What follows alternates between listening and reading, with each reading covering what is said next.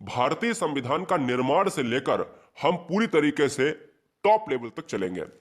सबसे ज्यादा क्वेश्चंस बनते हैं निर्माण से, यानी संविधान सभा से। क्वेश्चंस पहला यही बन जाता है कि भारतीय संविधान का गठन कैसे हुआ, ठीक है ना। तो याद रखना है कि भारतीय संविधान का निर्माण संविधान सभा द्वारा किया गया है। और अगर क्वेश्चन में पूछे कि किसके अनुसार किया गया है, तो संविधान सभा का गठन किसके अनुसार, कैबिनेट मिशन। ये क्वेश्चन एग्जाम में 100 से भी ज्यादा बार पूछा जा चुका है, छोटे और बड़े एग्जामों में। याद रखिएगा कि कैबिनेट मिशन 1946 का ही क्या माना गया है, आधार माना गया है, जिसमें इस संविधान गठित हुआ है। क्लियर है, यह पॉइंट फैक्ट है, स्टार बना के इसको लिख लेना है। बात करते हैं अगले पॉइंट की, जो दो पॉइंट इंपॉर्टेंट है, पॉइंट नंबर नेक्स्ट और पॉइंट नंबर नेक्स्ट। ये इंपॉर्टेंट पॉइंट है। क्यों इंपॉर्टेंट है? यहां से दो दो क्वेश्चन बनेंगे, यानी 4 क्वेश्चन बनेंगे इन दो लाइनों से।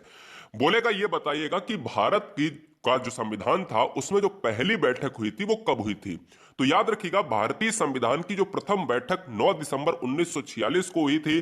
और इसमें एक क्वेश्चन पूछा जाता है कि यह बताओ कि जो भारतीय संविधान का अस्थायी अध्यक्ष चुना गया था वो कौन था। तो याद रखिएगा, स्टार बना के आपको लिखना है कि भारतीय संविधान की जो 9 दिसंबर 1946 को बैठक हुई उसमें अस्थायी अध्यक्ष कौन है, ये डॉक्टर सच्चिदानंद सिन्हा।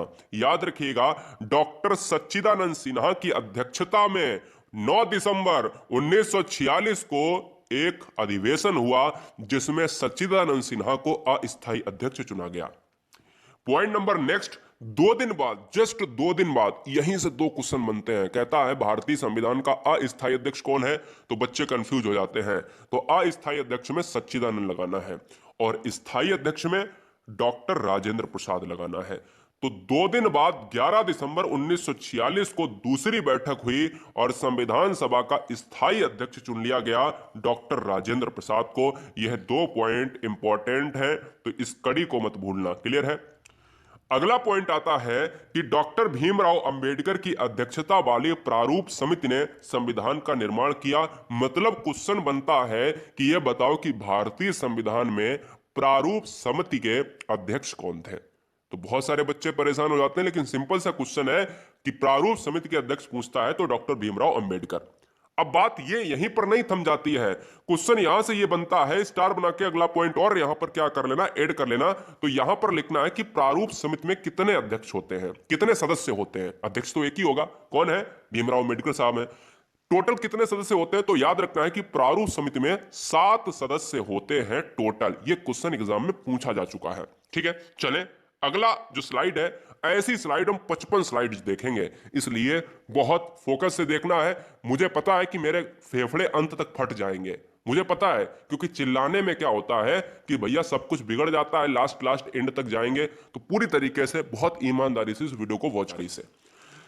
अगला पॉइंट ये आता है कि ये बताओ कि भारत का संविधान निर्मित कब हुआ और भारत का संविधान लागू कब हुआ। देखिएगा, 2 पॉइंट है जिसमें बच्चे कंफ्यूज होते हैं। जब भी क्वेश्चन में, देखिए, ओवर कॉन्फिडेंस में क्वेश्चन मत करना एग्जाम हॉल में। जब क्वेश्चन पूछे तो उसको सही से पढ़ना। जब क्वेश्चन में यह पूछे कि भारत का संविधान कब निर्मित हुआ, तो आंसर होगा 26 नवंबर 1949 को। जब क्वेश्चन में यह पूछा जाए कि भारत का संविधान कब लागू हुआ, तो आंसर होगा 26 जनवरी 1950। याद रखिएगा, भूलना मत। जब क्वेश्चन में पूछा जाए कि भारतीय संविधान कब तैयार हो गया, कब अंगीकृत हुआ, कब अधिनियमित हुआ, कब पूरी तरीके से रेडी हो गया, तो 26 नवंबर 1949। और जब पूछे कि कब जो है लागू किया गया, तो 26 जनवरी 1950 को लागू किया गया। क्यों? क्योंकि भारत इसी दिन से गणतंत्र बना था, है ना। तो यह बात आपको याद रखना है। याद रखिएगा, 1930 का जिक्र किया जाता है क्योंकि 26 जनवरी 1930 के रूप में हम मनाते हैं। चलिए, इसी को हम गणतंत्र दिवस मनाते हैं। अगला पॉइंट आता है कि मूल संविधान, जिस समय भारत का संविधान बना था। एक चीज याद रखिएगा, यहां से यह पॉइंट बहुत इंपॉर्टेंट है। मूल क्या होता है? मूल वो वर्ड होता है जो स्टार्टिंग में चीजें बनती हैं। जैसे जैसे अगर हम बात करें कि जब संविधान बना था उस समय कितने भाग थे, 22 भाग थे। कितनी अनुसूचियां थी, 8 अनुसूचियां थी तथा 395 अनुच्छेद थे। वर्तमान में अगर पूछा जाए तो वर्तमान में 22 भाग हैं, 12 अनुसूचियां हैं। तो ये क्वेश्चन इंपॉर्टेंट है। क्वेश्चन दो तरीके से स्टार बना के अपने नोट्स में मेंटेन करना। क्वेश्चन में ये लिख लेना है कि मूल संविधान में अनुसूचियां कितनी थी, तो आंसर लिख लेना है 8। और क्वेश्चन में यह पूछे कि वर्तमान संविधान में अनुसूचियां कितनी हैं, तो आंसर है 12। तो मूल संविधान का मतलब होता है जो पहले बना था। वर्तमान का जो चल रहा है, जिस समय संविधान बना था उस समय 8 अनुसूचियां थी और जब अब चल रहा है संशोधन हुए तो 12 हो गई। क्लियर है। भारतीय संविधान का 2/3 भाग यानी 2/3 जो भाग है वो 1935 अधिनियम के द्वारा लिया गया है। भारतीय शासन अधिनियम 1935 एक ऐसा अधिनियम है जो संविधान की एक मजबूत कड़ी है, जहां से संविधान का निर्माण हुआ है। तो 2/3 हिस्सा जो है संविधान का क्या है, 1935 से लिया गया है। भारतीय संविधान के निर्माण में विभिन्न देशों के लिए जो तत्व लिए गए हैं, जितने भी तत्व लिए गए हैं, जैसे हमारा जो है मूल कर्तव्य कहां से लिया गया है, मूल अधिकार कहां से लिया गया, ये भी सब जानेंगे। अगर मैं छोटा सा क्वेश्चन आपसे पूछ दूं, ये बताओ कि प्रस्तावना की भाषा किस देश से ली गई है, तो लगभग लगभग 99% बच्चों को नहीं पता होगा। 1% बच्चे इस क्वेश्चन का जवाब जानते होंगे कि प्रस्तावना की भाषा किस संविधान से लिया गया है, यानी किस देश से ली गई है।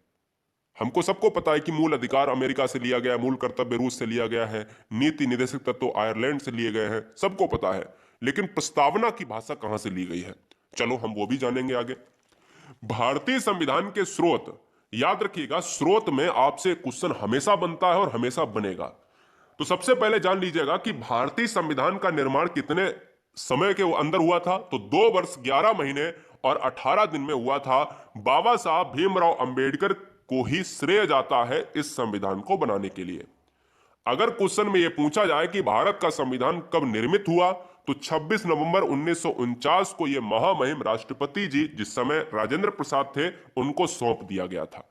तो आपको याद रखना है कि जब तैयार हुआ था तो वो डेट थी 26 नवंबर 1949 और जब रेडी हुआ था तो 26 जनवरी 1950 था। क्लियर है, मतलब लागू हुआ था। भारतीय संविधान विश्व में सबसे बड़ा लिखित संविधान है, तो यह पॉइंट इंपॉर्टेंट है क्योंकि बड़ा लिखित संविधान किसका है, भारत का संविधान बड़ा संविधान है। यह बात भी आपको याद रखनी है। भारतीय संविधान पर सबसे अधिक प्रभाव, यह क्वेश्चन एग्जाम में कई बार पूछा गया है कि सबसे ज्यादा इफेक्ट किसका पड़ा है, तो भारतीय शासन अधिनियम 1935 का पड़ा है, जिसमें से 2/3 भाग जो है 1935 से हमने भारत के संविधान से लिया है। क्लियर है, यह बात आपको याद रखनी जो मैंने ऊपर अभी बताया। वर्तमान में भारतीय संविधान में 395 अनुच्छेद में लगभग 200 अनुच्छेद ऐसे हैं जो 1935 अधिनियम से बिल्कुल हूबहू लिए गए हैं। तो इसीलिए आप समझ सकते हो कि 395 में से 250 अनुच्छेद अगर भारतीय अधिनियम शासन 1935 से ले लिए गए हैं, तो आप समझ सकते हो कि 1935 जो अधिनियम शासन है वो कितना इंपॉर्टेंट होगा। इसके अलावा भारत के संविधान के निर्माण में 10 देशों के संविधान की अहम भूमिका है और 10 देशों के प्रमुख तत्वों को लेकर भारत का संविधान बनाया गया है। आइए वे जो देश हैं जानते हैं कि कौन से देश से क्या क्या लिया गया है। एक एक पॉइंट हमने ऐसा जबरदस्त नोट करा है कि आपसे कोई भी क्वेश्चन एग्जाम में बाहर नहीं जाएगा। क्लियर है, एनी डाउट। अब इस पॉइंट को अगर समझ लिया, इस पॉइंट को अगर आपने पढ़ लिया, तो समझ लो पूरी तरीके से आपका 1 नंबर पक्का हो जाता है।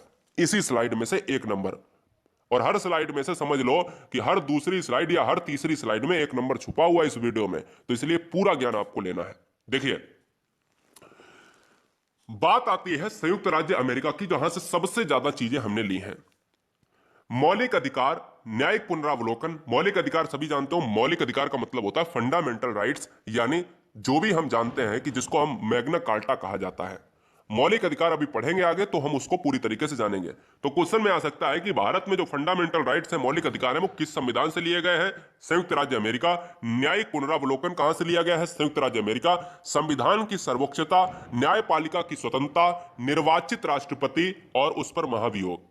याद रखिएगा, राष्ट्रपति का जो निर्वाचन प्रक्रिया है और अनुच्छेद 61 में जो महाभियोग उस पर हम लगाते हैं ना, वो भी हम पढ़ेंगे आगे। ये भी कहां से लिया गया है, ये भी यूएसए से लिया गया है, अमेरिका से। न्यायाधीश को हटाने की विधि और वित्तीय आपात, यह भी संयुक्त राज्य अमेरिका से लिया गया है। अगला पॉइंट आता है, यहां से एक इंपॉर्टेंट, दो फैक्ट इंपॉर्टेंट पूछे जाते हैं जो बच्चे बच्चे को याद रखना है कि हमारे देश में कैसी नागरिकता है।